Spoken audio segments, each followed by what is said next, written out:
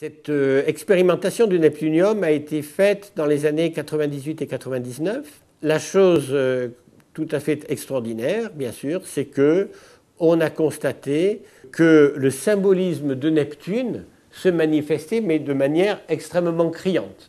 Alors, et ce pourtant d'une manière particulière, puisque c'est un angle tout à fait inattendu, que celui de l'expérimentation homéopathique, d'une manière particulière dans la mesure où j'ai compris certains aspects de Neptune qui jusque-là m'avaient échappé ou n'étaient pas connus. Alors la première chose qui a été remarquée, c'est que les personnes qui ont pris le remède se sont presque toutes senties transportées par une formidable énergie, mais cette fois-ci qui n'était pas du tout destructrice, comme dans le cas du plutonium.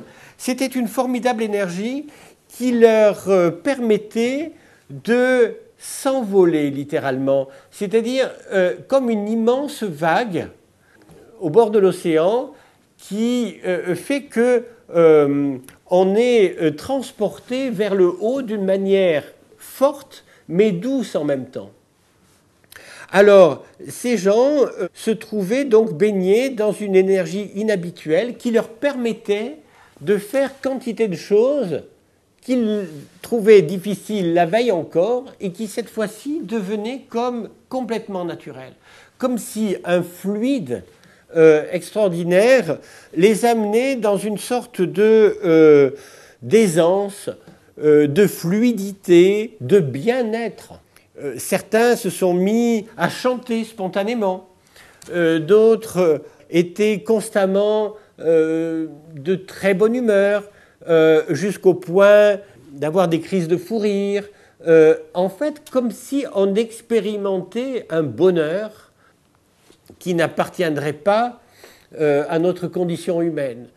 Et là, nous sommes complètement dans le symbolisme des poissons et de Neptune, puisque cette dernière planète est attachée symboliquement en astrologie au paradis.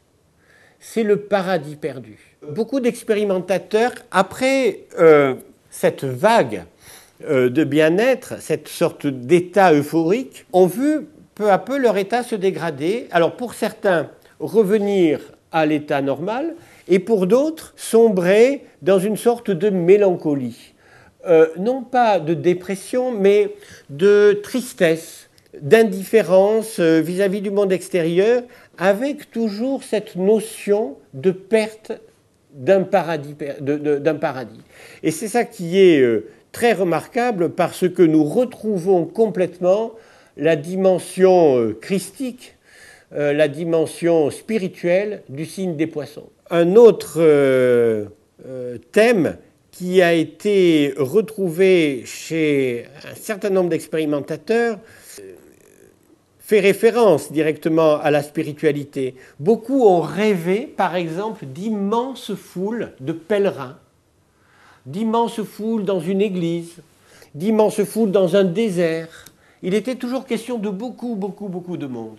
D'autres se sont retrouvés en rêve sur une île paradisiaque, avec une lumière extrêmement douce, avec une nature luxuriante, au milieu de personnes vivant à l'état naturel. Il y a une atmosphère extrêmement douce, extrêmement apaisante.